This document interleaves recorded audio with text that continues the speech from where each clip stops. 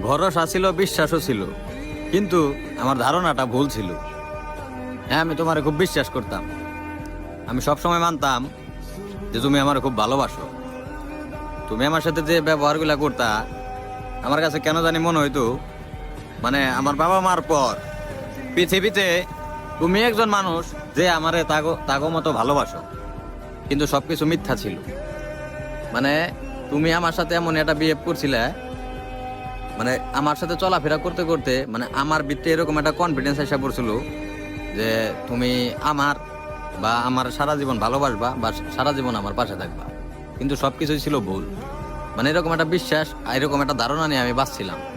আর আমি সবসময় মনে করো নিজের পরিপূর্ণ মনে করতাম, কারণ তুমি আছিলে আমার সুখ, তোমার দেখলেই আমার শান্তি, বুঝছো?